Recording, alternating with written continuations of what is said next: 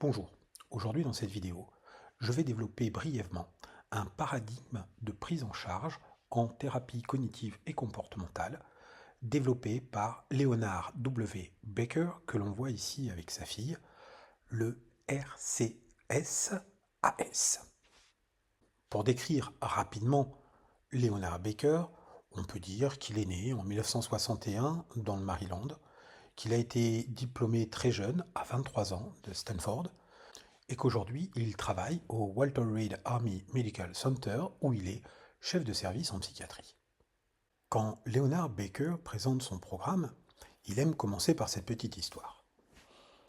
Dans une université anglaise, au début du XXe siècle, un professeur de physique demande à ses étudiants comment il est possible de déterminer la hauteur d'un immeuble à l'aide d'un baromètre. Il s'attend bien sûr à une réponse qui prenne en compte la différence de pression entre le bas de l'immeuble et le haut de l'immeuble. Mais l'un des étudiants répond à ce contrôle. Il suffit d'attacher une corde au baromètre, de faire glisser le baromètre le long de l'immeuble et de mesurer la corde.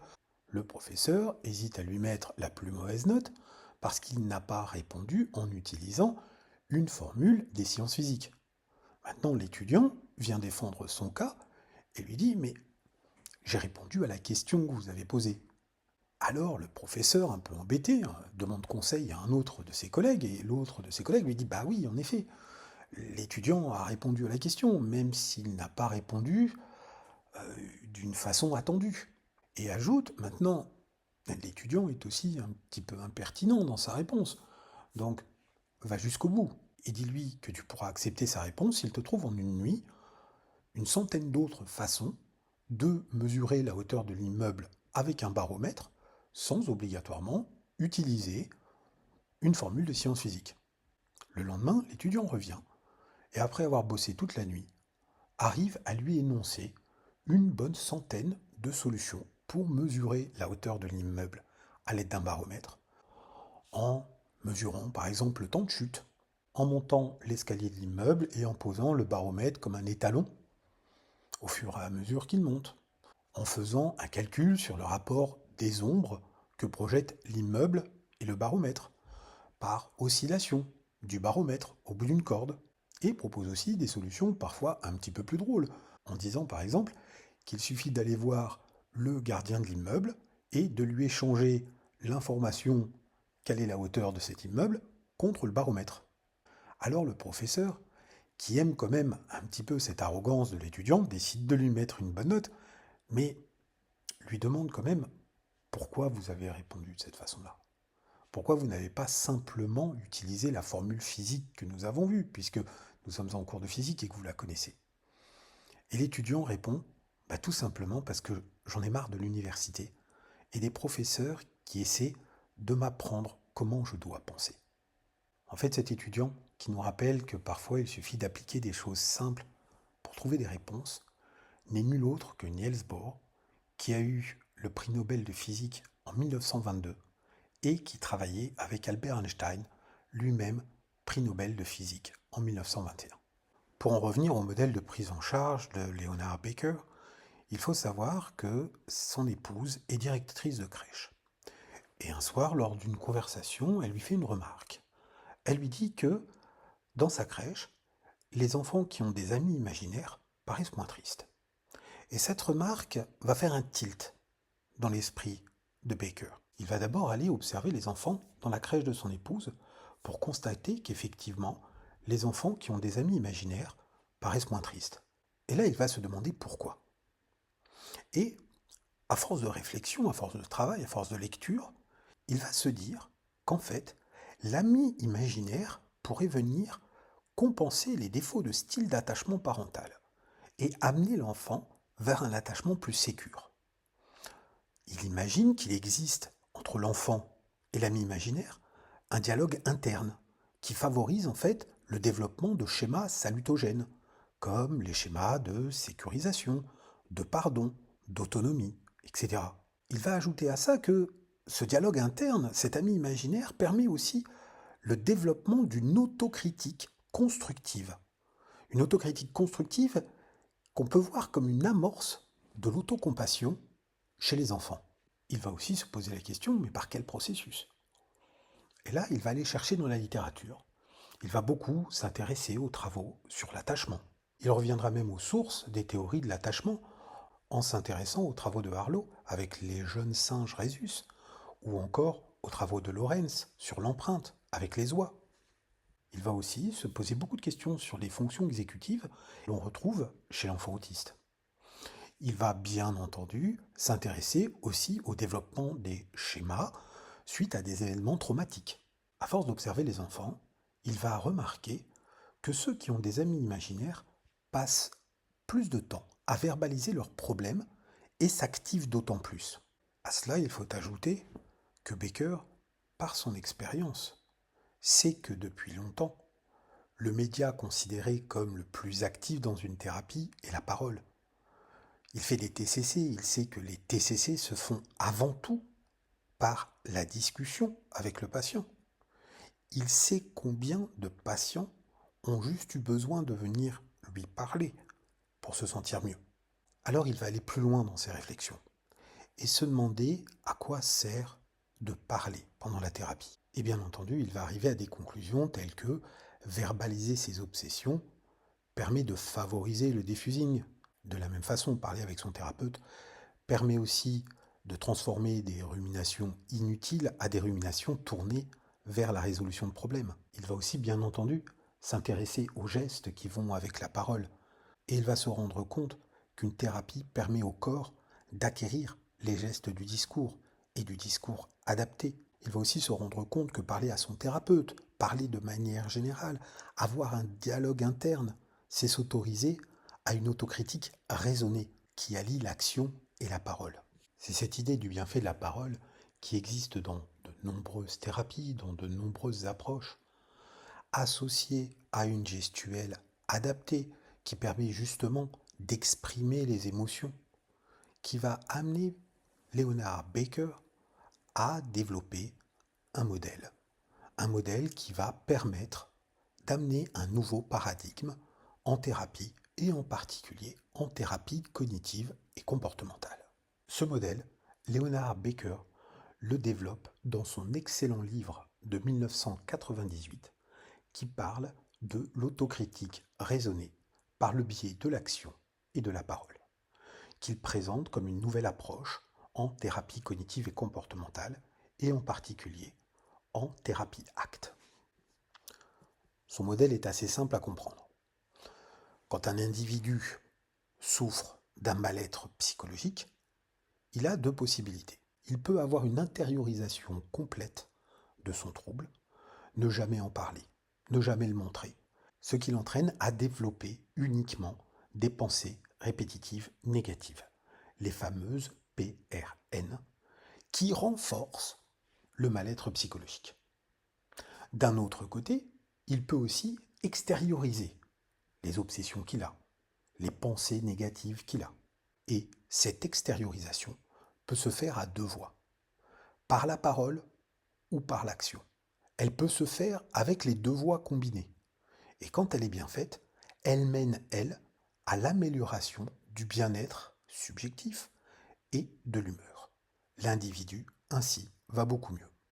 Cette possibilité thérapeutique, qui permet d'amener le patient vers une autocritique raisonnée alliant à la fois l'action et la parole, va dépendre en particulier des compétences du thérapeute, de son attitude vis-à-vis du patient. Le thérapeute devra avoir une écoute bienveillante. Il devra aussi avoir une écoute non jugeante, faire preuve d'empathie. Mais surtout, il va devoir acquérir une gestuelle adaptée à l'acceptation de l'autre et à l'acceptation de sa souffrance. Il va falloir qu'il apprenne à éviter des mauvais réflexes, autant dans ses paroles que dans ses gestes. Il va falloir qu'il favorise ces signes d'approche vers le patient. Il va falloir qu'il accepte l'émotion des patients et qu'en même temps, il accepte de laisser transparaître ses propres émotions à travers ses gestes et à travers ses mots. Cette acceptation des émotions se référant pour Leonard Baker, bien sûr, à tout ce qui est développement de la troisième vague des TCC. Leonard Baker propose donc que Cette capacité que peut avoir le patient d'atteindre une autocritique raisonnée par l'action associée à la parole passe par des attitudes spécifiques du thérapeute. Mais il décrit aussi très bien dans son livre que pour pouvoir y arriver, il faut passer par des analyses fonctionnelles spécifiques qui prennent en compte la gestuelle et le discours interne du patient. Une analyse fonctionnelle spécifique qui, comme d'ordinaire, part d'une situation problème, qui mène à une émotion problématique elle aussi, qui va être liée à un discours interne et à une gestuelle spécifique qui compose en fait les cognitions de manière générale du patient face à cette situation, qui entraîne un comportement qui aura des conséquences qui vont renforcer l'apparition de ce discours interne, de la gestuelle, des cognitions problématiques et des comportements problématiques dans la situation, qui se répète comme ça à l'infini. À partir des analyses fonctionnelles faites avec les patients, Baker va proposer toute une gamme d'exercices thérapeutiques adaptés qui favorisent l'alliance gestuelle discours interne vers des réponses appropriées. Il va par exemple proposer de faire avec les patients un agenda d'action adaptée. Ce qu'il appelle action adaptée va être par exemple faire le ménage en verbalisant ses actions et en même temps en verbalisant ses pensées. Ou alors se répéter ses défauts et ses qualités tout en se promenant. Ou encore faire des plans d'action sur ses difficultés. D'autres exemples pourront être trouvés dans l'excellent livre de Baker. Il va proposer aussi comme exercice des rescénarisations par la parole, c'est-à-dire répéter des faits, ajouter des détails, comprendre les liens entre les faits, justement parce qu'on y a ajouté des détails. Il va aussi proposer toute une gamme d'exercices qui amènent vers l'autocritique raisonnée. Par exemple, des habitudes de langage. Plutôt que de terminer des phrases négativement, les terminer par c'est déjà ça. Ou les commencer par au moins. Ou se poser cette question, mais qu'en dirait mon avocat, qui amène réellement vers une autocritique raisonnée et basée sur des faits. Voici ce que pourrait donner ce type d'exercice pour une patiente qui souffre cruellement d'un manque d'autocompassion, qui se fait des reproches sans cesse et à qui on va pouvoir apprendre à se critiquer de manière un peu plus raisonnée. Si j'avais su, je serais quand même allée la conduire au collège mercredi. C'est taper la route à pied, sous la pluie. Vraiment mercredi, je suis pas allée la conduire au collège. Et Coco, lui, il est resté au lycée alors qu'il aurait pu rentrer à la maison et travailler tranquillement de la maison, se mettre au chaud. Là, je sais même pas s'il avait une salle de perles ouverte. Je lui ai dit non, voilà. Je me sens super mal de lui avoir dit non pour aller le rechercher. Bon, en même temps, j'avais pas forcément envie d'y aller, j'avais envie de regarder une série toute seule, au chaud, dans le canapé, au calme. Je me suis arrangée pour m'occuper d'aucun des trois mercredi matin. Qu'est-ce que ça m'a fait du bien. Il faut quand même bien prendre du temps pour soi de temps en temps. Bien entendu, le modèle d'autocritique raisonnée action-parole de Baker a été soumis aux preuves expérimentales. On notera que De Hoover et Hall, en 2019, ont réussi à montrer une efficacité supérieure de la RCS-AS comparée à une TCC classique. De même, Griffin et Hall, en 1998, nous apprennent que 43% des sujets qui ont signalé des limitations physiques importantes ont des scores de dépression associés plus élevés et une moins bonne qualité de vie. Une autre étude de Dimarchi et al. En 2020 nous apprend qu'il existe une relation positive significative entre un discours interne et un style d'adaptation centré sur le problème. En outre, il nous montre des relations significatives négatives entre un discours interne et un style d'adaptation émotionnelle, l'anxiété de la mort, le trouble obsessionnel compulsif. Pour terminer, une étude de Ruzinek et Gandhi en 2024 montre que dans un essai clinique multicentrique, il y a un effet indéniable de la prise en charge RSCAS sur différents troubles psychologiques comme l'anxiété et la dépression. Et il y a une relation avec le style d'attachement parental mesuré à l'aide du RSQ et de la RCSC, qui est une échelle qui permet justement de mesurer chez les patients l'autocritique raisonnée. La RSCS, Reasoned Self-Criticism Scale, de Baker et Baker en 2007, est donc une échelle qui permet de mesurer chez le patient le niveau d'autocritique raisonnée, action et parole. Cette échelle est rapide à administrer, elle est composée de 12 items, elle possède une très forte cohérence interne et elle est composée de 2 sous-échelles, une action et une parole. Il existe une version pour les enfants, la RSCSC. La passation de cette échelle peut être aussi simplifiée par une application sur smartphone qui se nomme Je parle à ma main. Cette application sur smartphone rappelle aussi aux patients les périodes qu'ils doivent accorder au discours interne et les aide à l'autocritique. Elle permet aussi de gérer le carnet de rendez-vous des psys qui l'utilisent. Elle permet de simplifier les facturations et les déclarations URSSAF. Et elle a aussi un outil de géolocalisation des restaurants chinois. Vous pouvez obtenir 10% de réduction sur l'achat de cette application qu'on peut trouver sur l'App Store, le Google Store, à la Fnac, au Furet ou dans toutes les librairies spécialisées en tapant le code autocritique raisonné 2024. Et maintenant, je comprends que vous puissiez être très énervé en vous rendant compte que ça fait 18 minutes que je vous baratine sur quelque chose qui n'a aucun fondement scientifique, quelque chose qui n'existe même pas. Criez un bon coup, ça vous soulagera. Pour continuer cette vidéo, je vais commencer par demander pardon. Je demande pardon à toutes les personnes qui pourraient se sentir offensées. Telle n'était pas mon intention en faisant cette vidéo et telle n'était pas l'intention du Méo.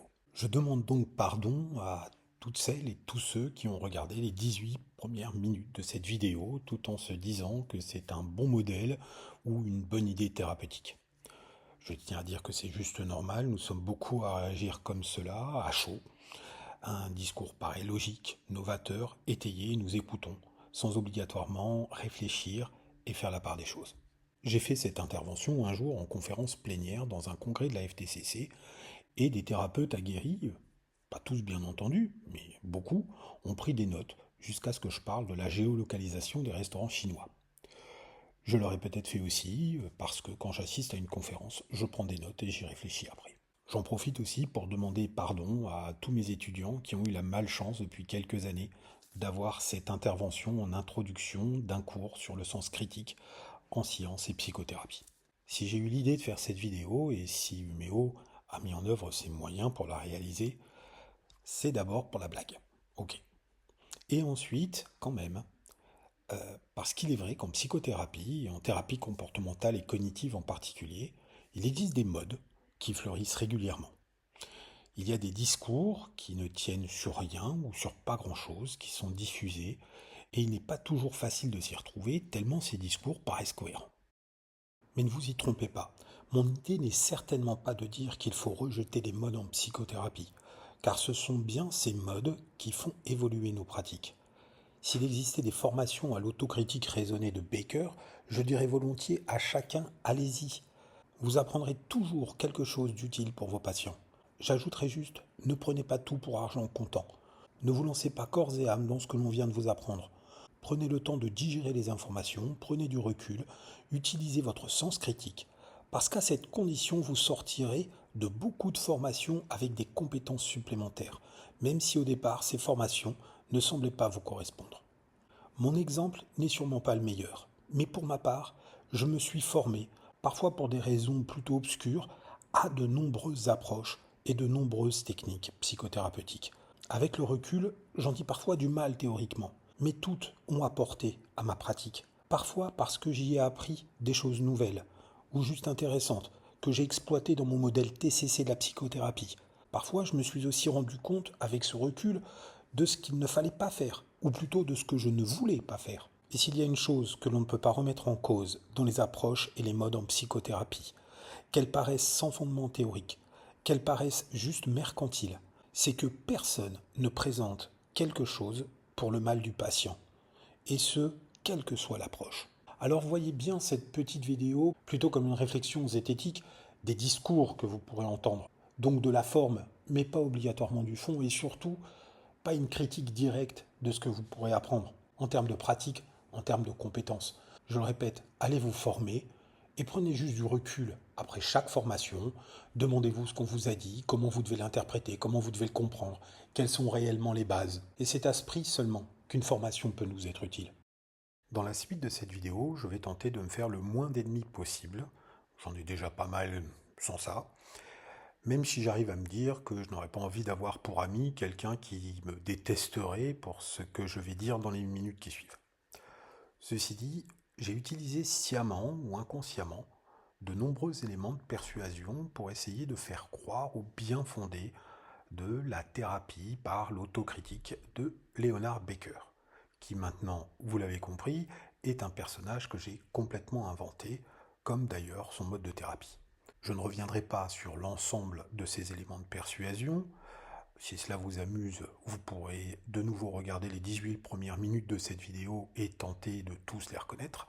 Je reviendrai principalement sur des éléments qui m'agacent quand je les vois utilisés à mauvais escient, que ce soit volontairement ou naïvement.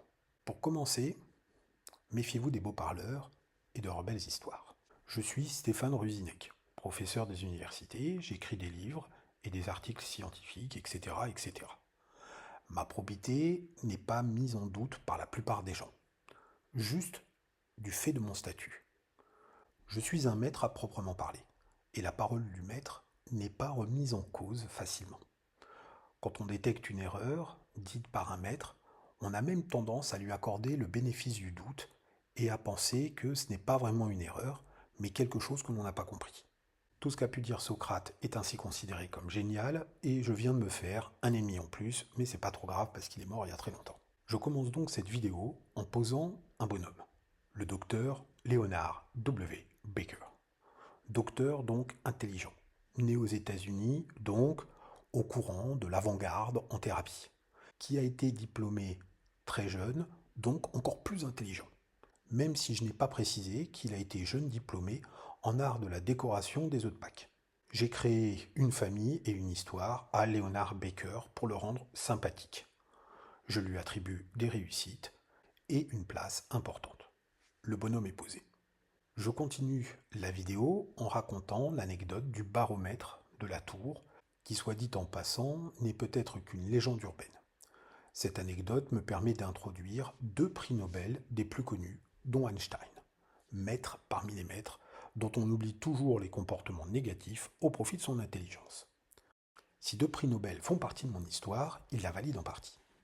Mais cette anecdote du baromètre me permet aussi d'éveiller chez le public un sentiment de partage d'intelligence. Les auditeurs comprennent, prennent parti pour le jeune étudiant qu'ils peuvent trouver génial, s'approprient la réflexion de cet étudiant, même si, et nous pouvons nous l'avouer sans honte, presque personne parmi nous n'aurait répondu comme lui. Je mets les gens en condition en leur faisant croire que nous partageons une certaine valeur indéfinissable mais importante. Cette introduction se termine sur 2 idées fortes qui éveillent en nous un sentiment positif. La première est « laissez-moi ma liberté de penser » et la seconde « les choses les plus simples sont les meilleures ». 2 idées fortes qui sont bien critiquables en elles-mêmes mais qui font toujours leur petit effet. Le décor est posé. Nous pouvons revenir à Leonard Baker et à son épouse, directrice de crèche, qui est donc obligatoirement une bonne personne, d'autant qu'il y a en image de fond des enfants heureux pour appuyer cette représentation. À ce moment, c'est l'éveil de la logique qui va être utilisé. L'histoire des amis imaginaires, qui par la suite n'aura plus aucune importance, permet de donner une base logique à la réflexion. Combien de modes thérapeutiques ont été initiés sur une logique sans aucun intérêt? Combien d'ennemis je viens de me faire en plus en osant cette phrase qui ne remet même pas en question la valeur d'une intervention thérapeutique, mais juste la logique de la belle histoire qui en construit le socle. Il faut juste se rappeler qu'en science, la logique n'est pas toujours la meilleure conseillère. Parfois la logique est très utile. Et d'ailleurs, je l'utilise dans ma vidéo précédente pour Humeo qui parle des erreurs que l'on peut commettre en analyse fonctionnelle. Mais dans cette vidéo, c'est la logique qui est importante, pas la science. Mais la logique a parfois pour effet de nous retirer notre sens critique. Je n'hésite pas à poser la grande question du pourquoi et de parler du travail acharné de Leonard Baker pour y répondre. S'il a travaillé avec acharnement, s'il a lu, réfléchi, alors il ne peut pas se tromper. C'est un argument utilisé pour convaincre, et nos politiciens ne manquent jamais de nous le rappeler, comme ils savent nous rappeler avec élégance que les Français aiment les choses simples. Pour enfoncer le clou, j'associe le développement logique à d'autres concepts qui font toujours plaisir à entendre. Je parle de schéma, de développement, d'épanouissement, de dialogue interne, etc. Des concepts assez vagues, mais qui éveillent des représentations assez fortes. Vous remarquerez peut-être que cette dernière phrase que je viens de prononcer ne veut rien dire en vérité, mais qu'elle a pour vertu d'éveiller, elle aussi, des représentations pour étayer mon discours. Pour accentuer encore plus la logique qui devient de la science dans les propos de Leonard Baker, je dis qu'il a été à la source de cette fameuse théorie de l'attachement, en relisant les travaux d'Arlo et de Lorenz. Se référer à une théorie comme celle de l'attachement fait toujours son petit effet chez les psychothérapeutes, comme de parler de Carl Rogers ou de parler de résilience et d'autres concepts comme cela. L'important est d'avoir conscience qu'il y a des mots qui éveillent chez les psys des représentations qui elles-mêmes donnent de la crédibilité au discours. Dans la première partie de cette vidéo, j'ai pu utiliser plusieurs de ces mots. Certains qui vont toucher l'ensemble des psys, comme souffrance du patient, bienveillance, écoute non jugeante, empathie, approche, acceptation, émotion, alliance. Ces mots amènent à une fausse idée de communauté de pensée chez les psys. Évidemment, parce qu'un psy qui ne serait pas bienveillant avec ses patients et patientes et qui ne serait pas dans l'écoute ne serait pas un bon psy. Maintenant, quelle que soit notre obédience, quelle que soit notre approche, lequel ou laquelle d'entre nous a dans la tête « pour moi, être psy, c'est avant tout ne pas écouter mes patients et tout faire pour être malveillant avec eux ». Certains me répondront « oui, mais quand même, quand on voit certains psys ». Oui, ok. Moi aussi, je peux considérer que certains et certaines de mes collègues feraient mieux de changer de métier. Mais ces collègues n'en pensent peut-être pas plus ou pas moins de moi. Et chacun d'entre nous a sa propre définition de l'attitude que doit avoir un psy. Chacun d'entre nous sait aussi dire, quand il parle de ce qu'il fait avec un patient, ça je l'ai fait pour le bien du patient, parce que je suis plein de bienveillance pour lui. Le ça en question étant par d'autres critiquable. Tout ça pour dire que je ne connais pas vraiment de psy qui veulent le mal de leurs patients. Si l'on revient aux mots que j'ai utilisés, d'autres touchent les TCCistes plus particulièrement, comme diffusing, résolution de problèmes, rumination, ACT, troisième vague, émotion encore une fois, évaluation. Et le plus important dans tous ces mots est tout simplement TCC. Pour beaucoup, il suffit de dire « je fais des TCC » pour justifier toute une pratique sans autre question. D'ailleurs, il suffit à Leonard Baker d'affirmer que son approche fait partie des TCC pour que par miracle, son approche fasse partie des TCC. Cela arrive tellement souvent quand on propose quelque chose, quand une mode se développe, que ça devrait être affolant. Mais il n'y a aucune commission qui décide de ce qui fait partie ou ne fait pas partie des TCC. Une personne reconnue dans ce domaine pourrait dire de n'importe quoi que ça fait partie des TCC, et cela passerait. Pour les plus jeunes TCCistes qui regardent cette vidéo, je pourrais raconter comment la PNL, pendant un temps, était bien proche des TCC et avait sa place dans les congrès de TCC. De même que la méditation transcendantale, qui avait su séduire pas mal de thérapeutes cognitivistes et qui, si peut-être elle n'avait pas dérivé vers une secte pratiquant le droit de cuissage et les lavages de cerveau, aurait peut-être encore sa place dans notre institution. Et nous rappelons que normalement, les TCC sont un modèle du patient qui repose sur les lois du conditionnement, que ce soit le conditionnement répondant de Pavlov ou le conditionnement opérant de Skinner, qui repose sur la compréhension de liens entre la physiologie et la psychologie, qui repose aussi sur notre connaissance des processus cognitifs, des processus de pensée. Pour qu'une méthode, que ce soit juste un exercice thérapeutique ou que ce soit un modèle de prise en charge plus global, puisse entrer dans les TCC, il faut que cette méthode justifie son appartenance au TCC, en expliquant par quel processus du champ des TCC elle est active. Et Leonard Baker ne propose pas réellement ces processus.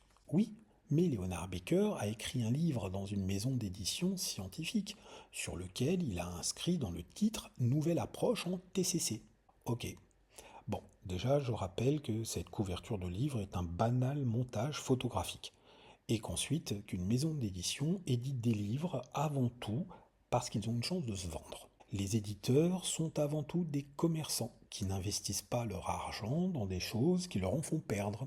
Regardez un peu le catalogue de toutes les grandes éditions de savoir en langue française et vous vous rendrez compte par vous-même que l'on trouve tout et son contraire avec l'estampillage de la science. Les livres ne sont pas relus par un comité d'experts comme les articles qui vérifient la crédibilité scientifique de chaque ligne. Ils ne sont parfois même pas relus. Et d'ailleurs, plus l'auteur est reconnu, moins ses livres sont relus. Et un auteur reconnu pour une maison d'édition est avant tout un auteur qui vend des livres. Je rappelle aussi qu'il existe des maisons d'édition qui ont pignon sur rue, qui fonctionnent avec des contrats à compte d'auteur. C'est-à-dire qu'en gros, vous pouvez écrire n'importe quoi, si vous payez, le livre sort. Et la maison d'édition sera toujours gagnante, puisque son intérêt n'est pas de vendre des livres, mais d'avoir des auteurs qui payent le prix fort pour quelques exemplaires d'un bouquin, qu'ils auraient payé presque rien s'ils l'avaient fait en contactant eux-mêmes un imprimeur. Comme nous parlons de science, rappelons que la science doit avant tout être contextualisée. J'ai utilisé des petites manipulations dont je ne suis pas des plus fiers en tant que scientifique dans la première partie de cette vidéo. D'abord, Leonard Baker a beaucoup lu et a tenté de définir son approche en se basant sur des textes scientifiques. Cet article dans Child Development, il existe vraiment. Je l'ai lu bien entendu et je ne comprends toujours pas le rapport avec les questions que se pose Baker. De même pour cet article sur les fonctions exécutives chez l'enfant autiste, ou celui sur les événements traumatiques. Cela permet juste d'associer Baker à d'autres auteurs reconnus et de valeur comme Pesdek ou Srouff, mais rien de plus. J'ai fait pire, j'ai parlé de preuves expérimentales qui n'en sont pas, comme Griffin et Hall 1998. Alors, l'article et l'étude existent, et j'en ai extrait juste une phrase banale qui pourrait être en lien avec l'approche de Baker, parce que je la cite hors de son contexte. Dans cet article, il est juste remarqué que chez des personnes handicapées physiquement, plus les handicaps limitent l'autonomie, plus il existe des symptômes dépressifs et de la dévalorisation. Ce qui, somme toute, est assez attendu, mais qui ne justifie en rien l'approche de l'autocritique raisonnée. J'ai fait la même chose avec l'étude de Damarchi et Hall en 2020, qui, en très gros, montre que pendant le confinement, il valait mieux se parler à soi-même quand on était isolé et seul que de ne pas parler du tout. Il y a sans doute un lien avec le modèle de Baker, mais il est très lointain. Et surtout, j'ai pris une phrase hors contexte, donc oui, c'est une arnaque. Mais j'ai fait pire encore, j'ai inventé des références. J'ai inventé De Hoover et Hall 2019 qui comparent l'approche de Baker à une TCC classique. Cette fois, je l'ai fait pour m'amuser de tous ces articles qui comparent telle ou telle méthode à une TCC classique sans décrire ce qu'est une TCC classique. Parce que chez moi, en fait, une TCC classique, c'est recevoir le patient ou la patiente, l'écouter, faire ses analyses fonctionnelles, aller parfois sur le terrain avec elle, le ou la revoir et travailler sa motivation, m'adapter à cette patiente, me remettre en question, me faire superviser aux besoins, etc., etc. Ce n'est pas mettre 10 personnes dans une salle et leur proposer un programme de psychoéducation non individualisé en 8 séances faites par un expérimentateur qui se comporte plus comme un robot que comme un psy. Vous ne me croirez peut-être pas, mais à ce compte, je peux prouver que quasiment n'importe quelle méthode est plus efficace qu'une TCC classique. Je peux défendre la psychanalyse, je peux défendre les TCC, je peux défendre la systémique, je peux défendre n'importe quelle approche. J'ai aussi inventé, et j'en suis désolé, la référence Ruzinek et Gandhi en 2024, juste pour pouvoir placer un outil d'évaluation. Parce que je ne sais pas pourquoi, mais quand on dit qu'il y a un outil d'évaluation, ça rend les choses plus crédibles. Un simple papier imprimé sur lequel on coche des cases rend les choses un peu plus scientifiques. Là encore, je pourrais faire toute une vidéo pour expliquer comment la science psychologique elle-même se leurre avec ses évaluations. Mais je ne vous donnerai qu'un exemple. Beaucoup de tests, surtout lorsqu'il s'agit de tests traduits, ne sont validés que par ce que l'on appelle une validation factorielle. C'est-à-dire que l'on cherche à savoir si des groupes d'items sont corrélés et ainsi se regroupent sur un facteur. Ce simple regroupement sera considéré comme la preuve que quelque chose existe. Le facteur est ensuite juste nommé par les auteurs, et si cela correspond à leur idée de départ, alors ils considèrent que le test mesure bien ce qu'il est censé mesurer.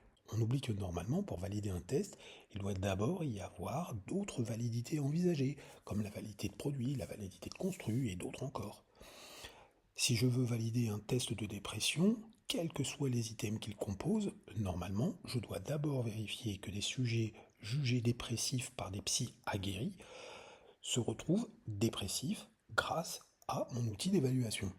Mais cette façon de faire n'est plus vraiment beaucoup utilisée. Et dans notre cas, si l'on ne considère que la validité factorielle, alors Leonard Baker peut facilement créer un test qui fera ressortir un facteur en montrant une corrélation entre un item du type quand je suis seul, j'ai tendance à ne pas parler aux autres, et un autre item du type quand j'ai une conversation, c'est souvent avec quelqu'un d'autre. Il donnera le nom qu'il veut à ce facteur et dira que ça valide son approche, sans même aller vérifier une réalité psychologique chez les personnes anxieuses ou dépressives par exemple. Enfin, cette façon de faire nous permet de trouver aujourd'hui des tests d'évaluation psychologique sur presque tout et n'importe quoi, sans nous poser de questions sur le pourquoi, le comment, sans nous poser de questions sur les validités, sur les tests-retests, etc. Et certains thérapeutes aiment ça, sans doute parce que ça les rassure. Pour finir sur les petites manipulations dans le discours pseudo-scientifique que j'ai utilisé, notre Leonard Baker imaginaire propose un modèle de son approche. Dire que l'on a un modèle, comme dire que l'on a une théorie, éveille aussi des représentations qui donnent de la crédibilité au discours. J'avoue que là j'ai été un peu embêté, parce qu'il présente réellement un modèle, c'est-à-dire quelque chose de réfutable, quelque chose qui peut être mis à l'épreuve de la science et de l'expérimentation. Comme il parle de deux options qui s'opposent et amènent à des résultats différents, on peut vérifier que cela a un sens. Bon d'accord, le modèle n'est pas très poussé et ne permettra pas d'aller très loin dans l'acquisition de connaissances scientifiques, mais il n'est pas inexistant. Par contre, bien souvent, on vous parlera de modèles en vous présentant des choses qui ressemblent plutôt à cela. Ici, c'est annoncé comme un modèle de l'anxiété, mais ce n'est pas vraiment un modèle. Si vous faites attention, on vous dit juste que quand un événement nous dérange, si nous nous faisons de soucis, si nous nous posons des questions, alors cela veut dire que nous sommes anxieux et ça va nous épuiser. Maintenant, par définition, quelque chose qui nous dérange, c'est quelque chose qui fait que nous nous posons des questions et quand nous nous posons des questions, ça veut plutôt dire qu'on se fait du souci. C'est quand même très rare de se dire ce truc m'inquiète, mais je ne me pose aucune question à son propos et tout va bien, je me sens même super bien. Donc, c'est juste une définition de l'anxiété. Il n'y a pas d'hypothèse, il n'y a aucune prédiction qui, expérimentalement, pourrait être réfutable. Ce n'est pas un modèle. Mais comme beaucoup de psys oublient les cours de méthodologie qu'ils ont eus, et je suis le premier à le comprendre, quand ils entendent le mot modèle, ils se disent modèle. Et moi, je compte 2,5 de plus. Pour conclure sur l'approche de l'autocritique raisonnée action-parole de Leonard Baker, je dirais que sans aucun problème, je pourrais prouver qu'elle fonctionne. Parce que si vous faites attention, j'ai parlé d'exercices comme le fait de faire des analyses fonctionnelles. L'analyse fonctionnelle est en elle-même un outil thérapeutique efficace. D'ailleurs, quand je parle de l'analyse fonctionnelle que propose Leonard Baker, pour ceux qui n'écoutent pas ce que je dis là en podcast mais qui regardent la vidéo, vous aurez peut-être compris les différentes fonctions que peut remplir l'erreur dans le cercle vicieux présenté en visuel. Il me rend faillible, ce qui est toujours bien, fait que beaucoup n'écoutent plus ce que je dis pour pouvoir se concentrer sur cette erreur, mais au cas où si je dis des bêtises, c'est bien aussi. Et comme les personnes qui écoutent comprennent vite que c'est le mot émotion qui manque, qu'elles peuvent imaginer un copier-coller que j'ai mal fait et réfléchir à ça, elles se sentent plutôt valorisées. J'ai aussi parlé, dans les exercices de cette approche thérapeutique, d'un agenda, des actions adaptées, comme faire le ménage, etc., qui n'est rien de plus que de faire de l'activation comportementale. Et nous connaissons les effets bénéfiques de l'activation comportementale. J'ai parlé aussi de rescénariser. Et rescénariser, ce n'est rien d'autre que de faire un mélange entre peut-être un peu d'exposition en imagination, peut-être un petit rescripting de manière générale, et de la décentration. J'ai parlé aussi d'avoir des autocritiques raisonnées en proposant juste des exercices un petit peu plus anciens de restructuration cognitive. L'exercice du juge, de l'avocat, du procès de ses pensées, moi-même, j'ai appris à le faire il y a 30 ans avec feu Christelle Allard, qui était ma maître de stage, qui elle-même avait dû l'apprendre quelques années auparavant de quelqu'un d'autre. Disons-nous juste que bien souvent, il n'y a rien de nouveau dans ce que les modes thérapeutiques nous apportent. C'est juste de l'enrobage. Et je dois avoir 2-3 ennemis en plus, même si j'ajoute que bien souvent, l'enrobage est très intéressant, voire très important pour les patients. Parfois, l'enrobage est même l'une des parts les plus importantes d'une thérapie réussie, parce que l'enrobage, c'est en grande partie la relation thérapeutique, l'alliance que l'on développe avec le ou la patiente qu'on a en face de soi. Et l'on sait depuis au moins les années 50 et les travaux de personnes comme Eysenck que l'alliance, qui n'a pourtant toujours pas été définie de manière consensuelle, est l'un des leviers les plus importants dans une psychothérapie. Je suis pour ma part convaincu, sans aucune démagogie, et en considérant non pas les compétences des psys de manière générale, mais en réfléchissant au cas par cas, dans une relation clinique précise, qu'un patient ou une patiente s'en sortira mieux avec un ou une psychanalyste qui réussit à engendrer une bonne alliance avec ce patient ou cette patiente qu'avec un psy TCC qui n'y arrive pas. Et pourtant, je resterai un fervent représentant des TCC pour les années qui me restent à vivre. En résumé, pour continuer sur l'enrobage, j'aimerais dire, formez-vous, parce que tout est bon à prendre. Toutes les approches thérapeutiques peuvent vous inspirer. Bon, à la limite, n'allez pas vous former et perdre du temps avec les approches clairement pseudo-scientifiques comme les constellations familiales, la télékinésie ou l'énergochromokinèse. Mais allez vous former aux approches qui parfois ne sont que des modes que le temps fera disparaître très vite. Vous pourrez tout de même y trouver des exercices intéressants, des enrobages efficaces.